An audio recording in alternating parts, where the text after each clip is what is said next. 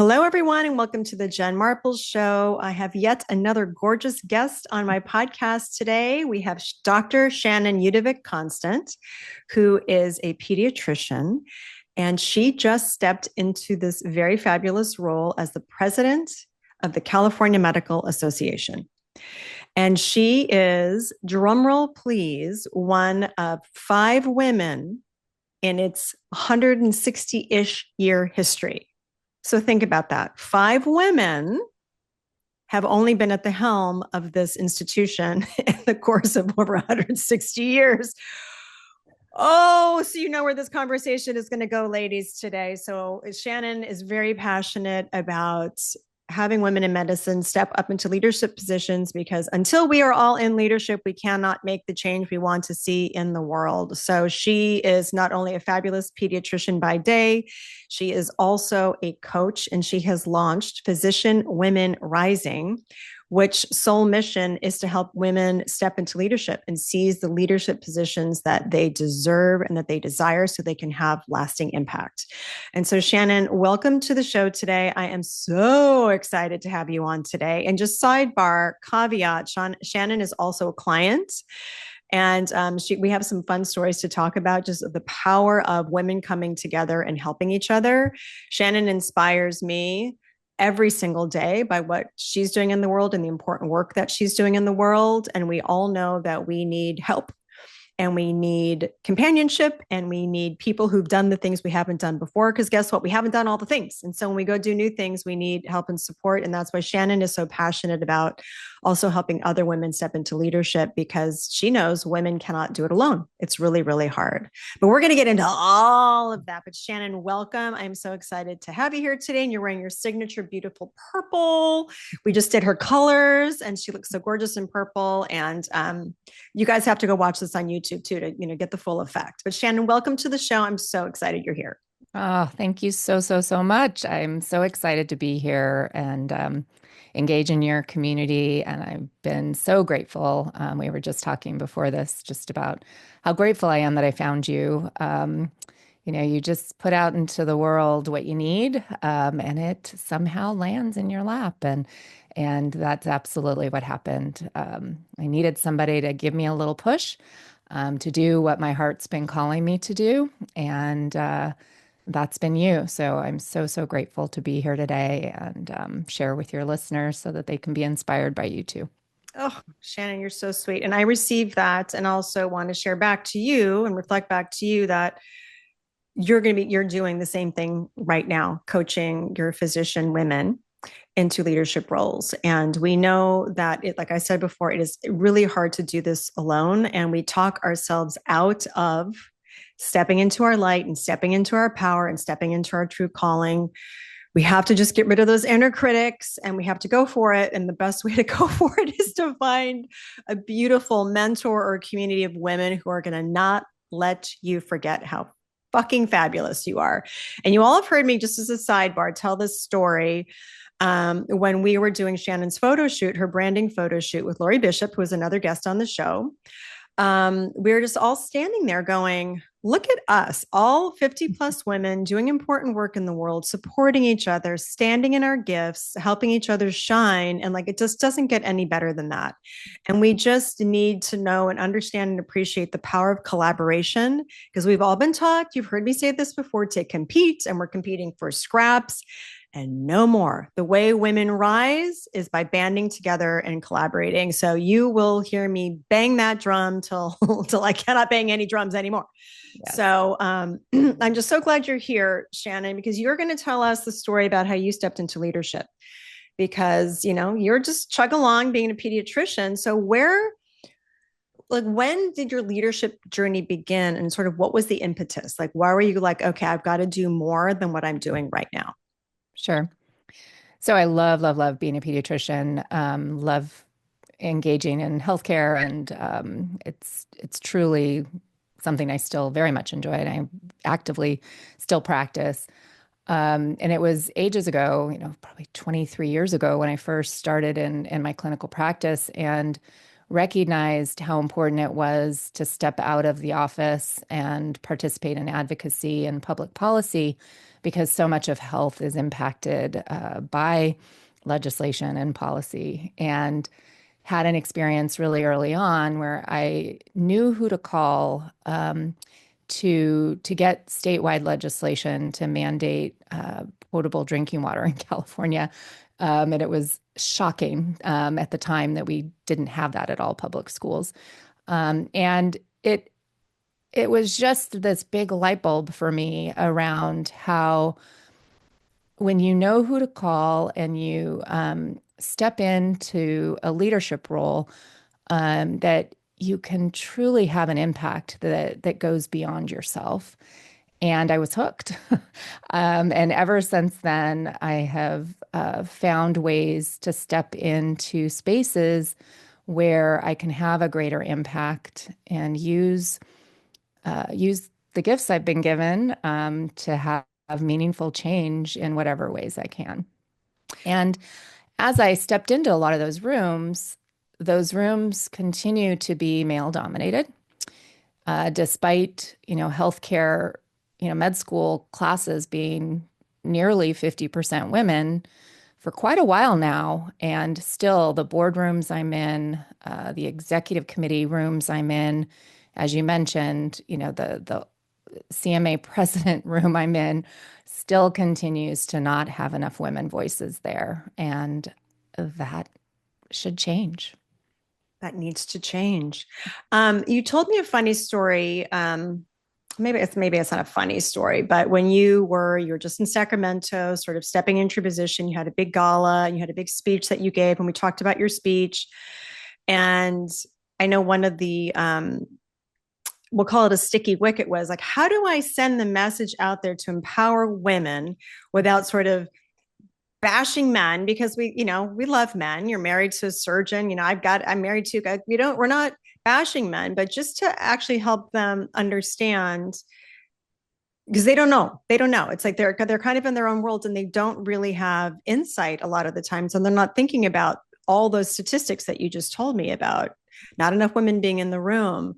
So just share with us your experience when you gave your speech and talked about, because you wanted to be an inspiration to other women in the room to like step into leadership and get the help that they need, and yet have it be an inclusive conversation. So like, what did you say? And then how did that land? And what was the feedback? Yes. So what I said was just this obvious piece, which is that despite the numbers, these positions where decisions are being made still aren't representing the diversity that we have. And gender is only one of those areas of diversity where we're still not doing well enough in these healthcare leadership spaces. There's also huge opportunity for more diversity in terms of other spaces too. And what I reflected on was with the group was that we know that decisions are better when there is a diversity of voice and experience in the room. And the data continues to just pile in about when you have diversity, whether it's age or gender or culture, all of that your decisions are better. And businesses' financial bottom line are better. And so there's a business case to this. If we wanted to just make decisions in a vacuum, we would just have dictators deciding, but decisions are better when there's a diversity of voice. And so that was the message that I brought forward is we just need to expand the different voices in those rooms for better decision making. And it really then lands with better health for our patients and our communities. I love that. I remember when we were talking about, the gobsmacking stat of that you're one of 5 women to hold this role in 160 something years. And didn't you tell me that a lot of your male colleagues were like, really? Yes. Like it didn't occur to anyone. I mean, it's very apparent to every woman watching, of course, but that it wasn't. And I think that's just representative of probably most things. Yes. Yes, I had a experience with a excellent male physician colleague who had been, he's a past president of the California Medical Association. And I just said in passing how proud I was that I was going to be the fifth woman stepping into this role. And he basically argued with me saying, no, you're not only the fifth. And I named off all of the five. And he still was just like, no, that's not true. And it's fascinating because, as a scientist, I care about kind of the research and the literature, and the literature shows this that a lot of men in these spaces just don't see it. And so it's just one more challenge that we have because if they don't even see it, then how can they even identify that it's an issue? And so it is important. And that's why when I go travel around the state and I'm talking to other women, physicians, I'm saying it out loud to them. I'm so proud to be the fifth woman in this role because I want them to see it and I want them to kind of get a little fired up in the same way I have, which is it's not okay. And we need to do some things differently because it's just not okay. It isn't. You're making me think of something too, and this is probably a conversation for another podcast, an entire other podcast, which is that if you think about how men think, just in general, we can joke like, oh, they can't even buy a birthday gift, or like they just have to be told what to do. Like women in the household just intuitively know we need to do this dinner and we need to do that, and we're thinking and planning and this and that. Where men just aren't thinking like that. They're not thinking that there's no food in the refrigerator and they can go do the tasks. If you say go shopping and buy this and do that, or build that fence, or fix my coffee table, they'll do that. So it just made me think of that's in a small micro level, but it plays out on these macro levels as well, because if they're not told and told maybe specifically what to do and how you can be an ally for your female colleagues, then to your point, they're just going to think that women are in leadership everywhere when there was only 5 in 160 years. Right. Which is, it's mind boggling. But what I love about what you're launching now too is that you've gotten to like the leadership position here in California, and being the head of the California Medical Association, is that you want to take all the women physicians with you, and you want to share what you've learned and how you've navigated the very complex system. And I know healthcare, like a lot of other industries, is pretty male dominated, and for all the things we've already talked about, there's the challenges, but of course, there's all these opportunities. And so you've launched Physician Women Rising, which is a coaching platform and one-on-one coaching. You're going to have programs, and she's going to be launching a podcast. There's going to be all these wonderful things Shannon's doing. So tell us, like how you came to want to share your gifts with the world and get women into leadership. And then we're going to get into some of the nitty gritty leadership tools, because these are leadership tools and tricks and tips that will benefit all of us. We don't have to be in medicine. Absolutely. So what I realized as I was reflecting back on my leadership journey is that some of it is happenstance, but most of it was very purposeful actions that I took in order to position myself for the next level leadership that I wanted. And some of it requires some politics that a lot of us don't particularly like.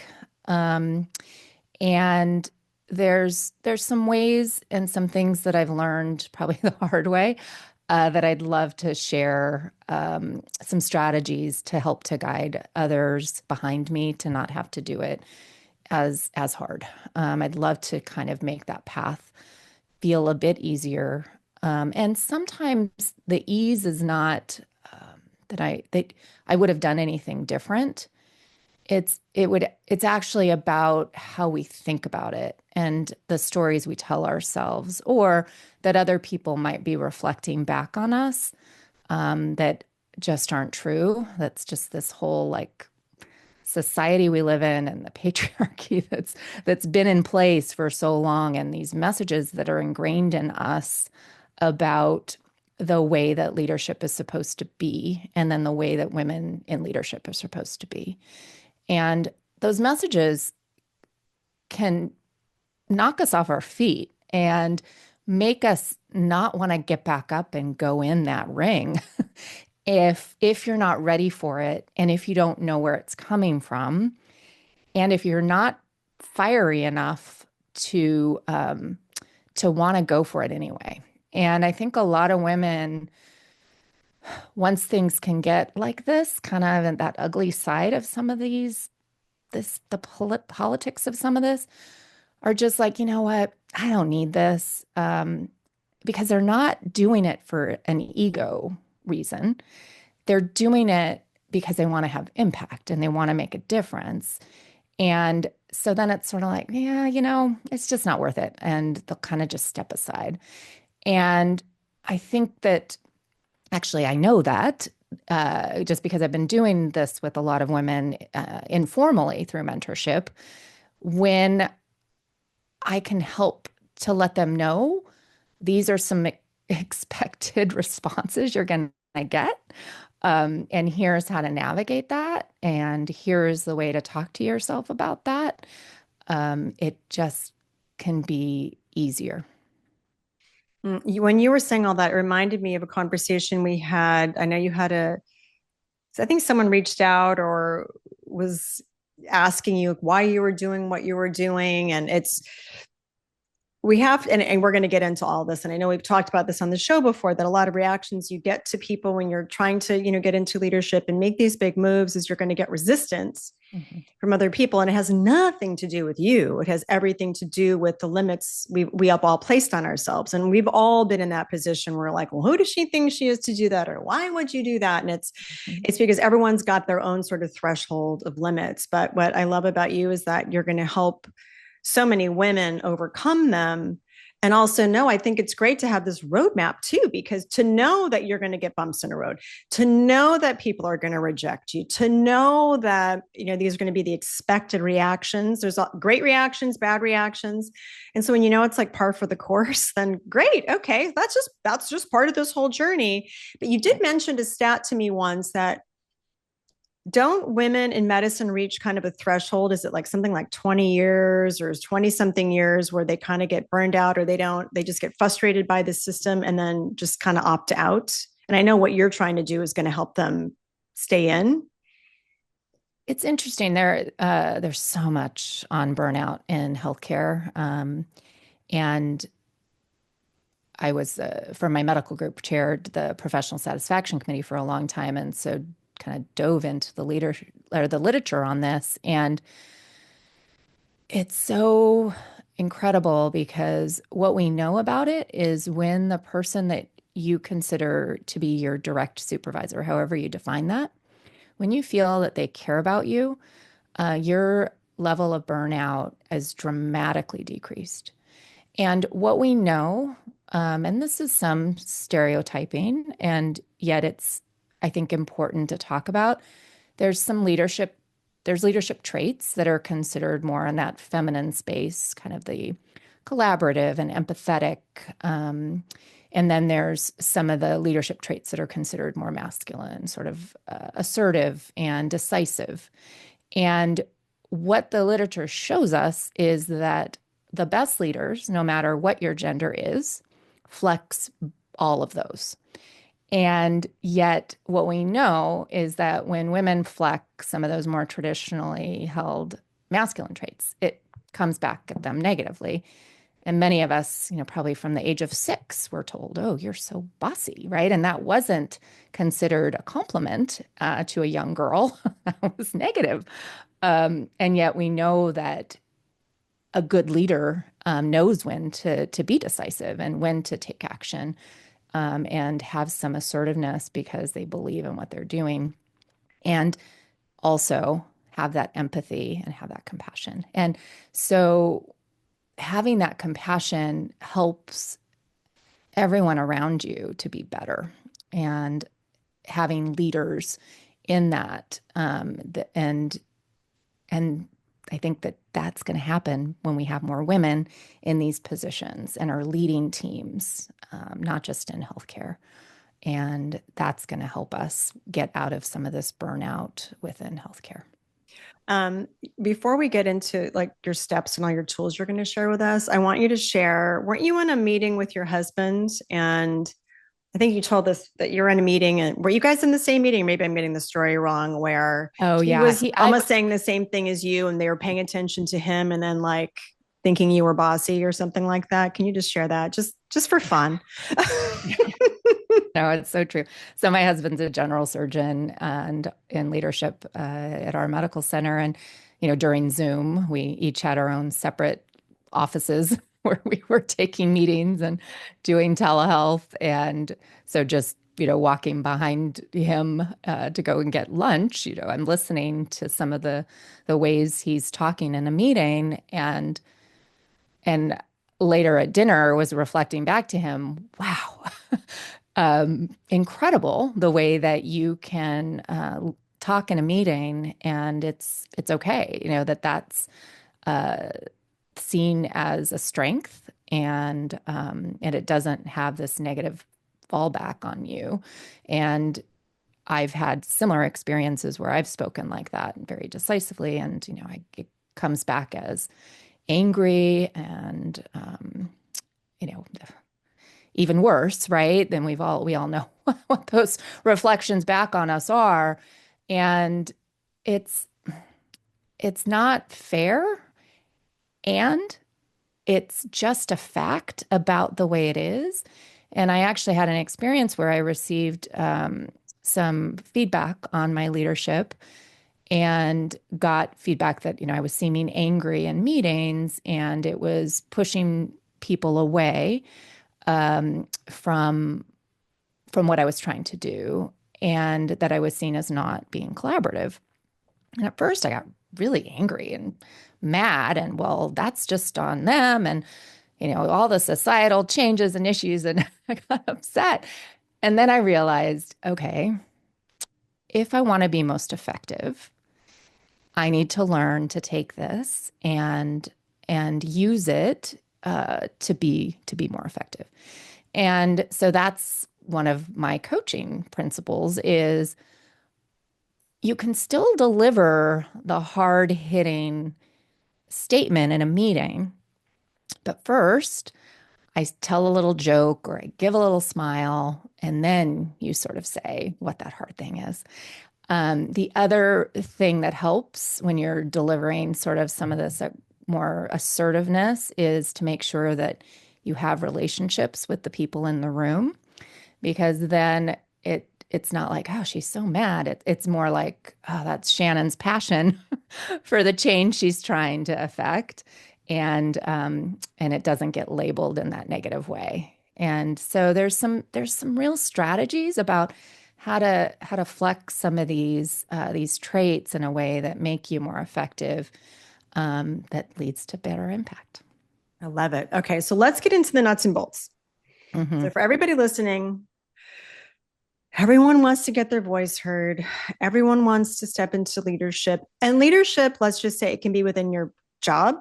It could be, you could be self-employed. You want to step into leadership in your community. It can be leading your families, leading teams. I mean, leadership is we're going to use it here as a pretty broad term, because women are leading, let's just face it, every single day. We truly are. We're the leaders of our homes 99.9% of the time. And then it spills out into the community.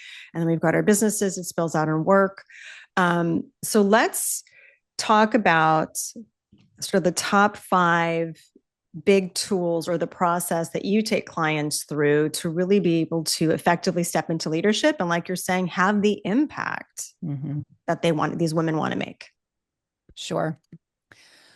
Well, the way that I've designed my program is, first, there's sort of three stages to it, actually. The first stage is to have some introspection about yourself. And so identify what your values are, so that as you're looking at where you can be of best use, you can make sure that you're living with integrity in the work that you're doing. Because I see that that's, I think, a big issue as well for women, actually for all, for everyone, is when you're in positions where you don't get to live within your values. So there's a lot of introspection first. There's also a look at what are your skills, and where do you naturally shine? What do you get lit up about? What do you are excited about? And so that's sort of the first piece to it. And then looking at, well, what type of leadership aligns with all of that, aligns with your values, your skill set, and what you're so passionate and excited about doing. And then the part that a lot of women don't do, which is looking and being incredibly strategic then about how to get that role and not just sit back and wait to be recognized and for somebody to tap you on the shoulder and say, hey, you should do this. Because in those higher levels of leadership, you really have to go and seize it. And I mean, sometimes you're in the right place at the right time and somebody does recognize your brilliance and you get tapped. But more often than not, it's much more purposeful than that. It's telling somebody that you want it. It's finding out who the decision makers are. Some of the positions I've had are elected. And so developing the relationships with the people that will vote and making sure that they know who you are, why you're doing this, and what you'll do for them. Because people inherently vote based on, are you going to make things better for me? And so really having that strategic angle.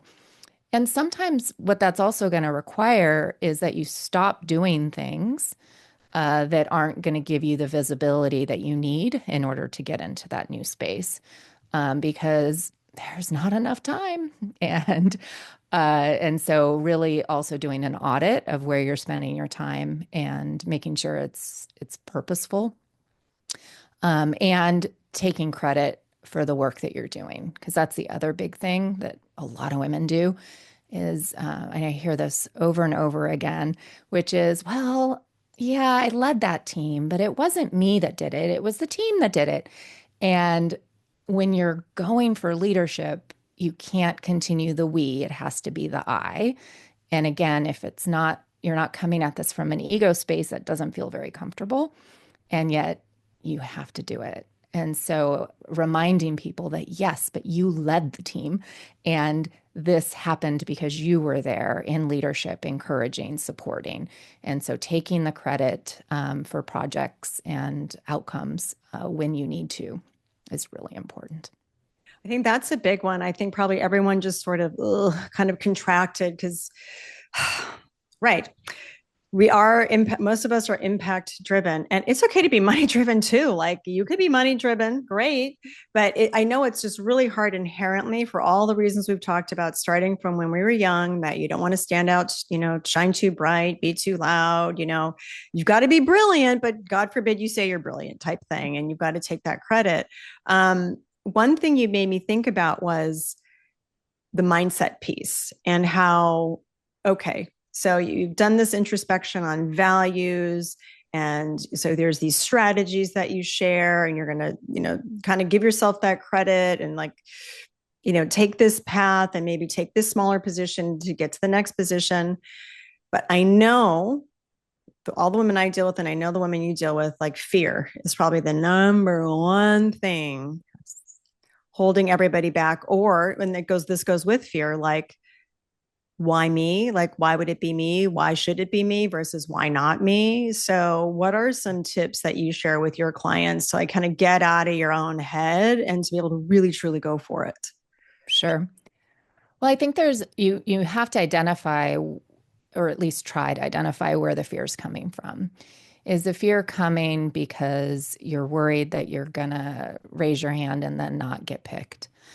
And if it's that, there's a different approach, right? And I've had actually a number of people that I've mentored that went for something and didn't get it. And it's okay. And what ends up happening is that then they're seen as a leader, and another leadership opportunity has landed in their lap. And this has happened over and over again. And so I remind people that just by having the experience of going through this process, that you're getting stronger, and also you're stepping into this leadership space where then people will see you, and other things that you couldn't even have imagined will land in your lap. So if the fear is that, I think then that's one of the pieces is to trust you'll end up in the right place. If the fear and the other big fear I see a lot of women have is I don't know every single thing about that new job. And so I'm going to wait until I go get this degree, and that's going to take a lot of time and a lot of money first. And I have to remind women over and over and over again, especially in my field, these are women who went to medical school and did residency and know how to learn. And every day we're faced with something new that we have to learn on the job, and that's what leadership is too. You can absolutely learn on the job, and that's where I think you and I have absolutely learned so much about, which is get support. So if you're stepping into a position where there are some skills that you feel like you're going to need, get some mentoring, get a coach, get a guide who can help you to navigate those new spaces. But don't delay because you're afraid. And the delay tactic I often see is I got to go get this other certificate or this other degree. And then you just added more years to the timeline and you're still going to have fear. That's Yes, not going to go exactly. away. It And the doesn't go only away. the only way to overcome fear is just to jump in and go for it. And it's nice to have support. Obviously, it's like obviously doctors working with you to have that support because they know even if, and I'm really glad you brought up that point, even if you don't get a position or get that elected spot, or it could be the PTA chair, it could be sitting on a board somewhere, you're seen as a doer and a striver and someone trying to make a difference. And that I think we forget that it's all about a result, but instead of like thinking about the journey, all the things that you're learning about yourself, and you're flexing a muscle, you're flexing a muscle. And if it's just the muscle lays dormant, then every single thing you do, if it's once every 10 years, is going to feel terrifying. And by the way, newsflash, and everyone has heard me say this, anytime you try something new, it's going to feel mildly terrifying. I'm sure you weren't just like, I'm going to just, ooh, president of the California Medical Association, what, like it's hard? Yeah, it's hard. You're going across the country, like speaking at other conferences, you're speaking to people here, people are expecting a lot out of you. Of course, it's scary, but you don't know unless you try, and you've got to keep doing it, keep doing it, keep doing it. I did want to, it's interesting. There's a lot of people, and you don't have to just be a physician, but there's so many of us. I'm not going to put me in this because but even I will put myself into this because I spent most of my career putting everybody else in the spotlight, getting out them on stage, getting them on the Today Show, doing all these things. But when it goes to really putting yourself out there and being a leader, so it can be within an organization or starting your own business, it is terrifying because it's on you. Yep. And I think people also underestimate that being able to do that is a skill. And so we're not good at everything out of the bat, but guess what? We get to learn, right? So I would love to know if you had like one of your mentees, if you saw like a big transformation in one of them who was like, I'm sure you probably had all these like, oh my God, biting my nails, I want to do this. And then they work with you and then they realize that they can actually do it. Do you have like a fun story you can share with us? Well, it's funny too, just because as you were just mentioning, like I even went through that and you had to coach me because initially, as I was going out into the world and wanting to do this work, I was my whole website was this Physician Women Rising, and you reflected back to me, wait, is there a team of people? And I said, no, this is just me. And you said you've got to lead with you, and this program is what you're going to be offering, but it really is me. And I even had that despite everything that I've been trying to coach and learn. And so, the fear doesn't go away no matter what, how much success you've had and leadership you had. Every time you step into something new, there's going to feel that. And I love the way that Chip Conley over at MEA talks about this. He talks about it that, it's not imposter syndrome. This is exploring syndrome. And you're exploring something new. And so, yes, there's going to be a little bit of uncertainty and a little bit of fear. And when you think about it as an explorer, it feels more like an adventure, rather than something like a space I shouldn't be in. And so I love that. I love the reframing. Um, and so when I'm starting to have that kind of nervousness about it, I think that's the way I start talking to myself about it instead. And it's helpful, right? To just again recognize that this is normal. um, and then back to your question, has there been other places? There's been so many just incredible stories that I've had where just was able to see the leadership potential in people and women physicians that I work with and help them to align with kind of where can they be of best use and help to navigate because a lot of really excellent people have so many different options. And I think that that's the other piece that I'm finding a lot of my clients are having, which is they know they want to do something new and they want to have greater impact. And it's hard to choose where to spend the time and energy because they have so much to give. And so that's where this, really focused work on values and skills and where do you get fired up because all leadership takes a different energy. You're often not given all the time you need for it. It's evenings and weekends. And so you need to get your bucket filled by the work because it expands into some of these other spaces. And if you're just trudging along, just sort of tolerating it, that's not ideal. And so figuring out kind of where those passions line but it's exciting because there's so many of the women I've been working with just have so many interests and it's hard for them to choose where to go. And this program is designed to help with that and focus. I love that. I just wish, I will preface this by saying I was just listening to an interview with Deion Sanders on Ed Milet, the Ed Milet show. And I'm all dialed into like CU football because my son goes there. And my husband also went there. And the way he was talking and, he had said something about I don't have bad days. I might have a bad minute or a bad hour, but I don't have a bad day. And he was just going into his coaching and this and that. I just wish everybody needs a coach. I know. We all need it. I've invested a ton in coaches and support because when you are trying to do great things, we need that support. And so, yeah, I would, instead of getting a different degree, just get the right support system because it's really getting out of our own way and helping people see what we really cannot see in ourselves. Yep. I mean, sometimes you can be like, yeah, I'm so great. Most of the time, you're like, just with the day-to-day life, like, I am not, who the hell am I? Imposter syndrome comes in, life comes in, the decades of programming we've gotten by society to say that we, can't do something and all the reasons why it will always present itself.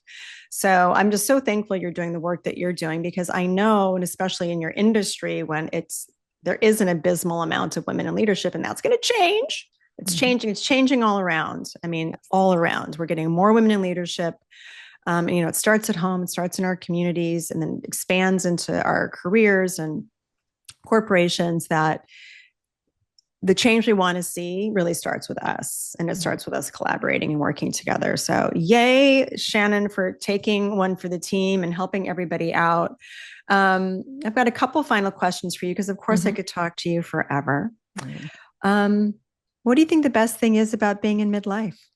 Oh, so, it truly is having the wisdom and the experience combined with not caring what others think. And it's not to say that you're out there just, being kind of antisocial and some other mental health diagnosis. But it's not it's really what we had talked about earlier, right? Recognizing when some of this that's coming back at you is because of all that other stuff that's been programmed in, and not taking it personally. And even if it is personal, to say, okay, you're not going to be my people, and that's okay. And that I think comes with just being older. And I have, this, two college-aged kids, and phew, boy, do I wish, and even in my practice, like you could gift them with that knowledge during middle school and high school. Like, this isn't going to matter, but you have to go through life to get to that place where you know that what others are thinking. I love that. The not caring what people think is one of my big themes. And so many guests have said that. And it's the thing that will set you free, because it sets you free from fear. And again, it's not because you're a narcissist. That's a different Right. kind of not caring what people think. Because Right. everybody, when your heart's centered and an empath, and I'm a highly sensitive person, like I do care what people think, but you Right. can't let it stop you. Right. You just can't let it stop you.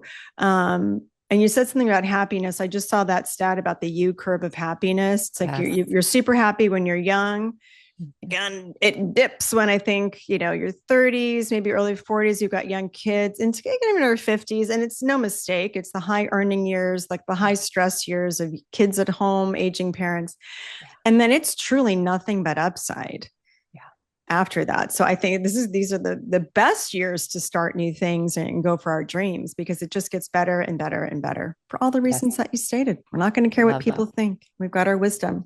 All right. So, every guest finishes this statement. You're not too fucking old to Smash barriers, seize leadership that you deserve in order to have lasting impact. woo, mic drop, mic drop. It has been such a pleasure to have you on the show today, Shannon. Thank you for all you're doing for women and all you're doing for medicine. Thank you for being a beautiful pediatrician and taking care of our kids.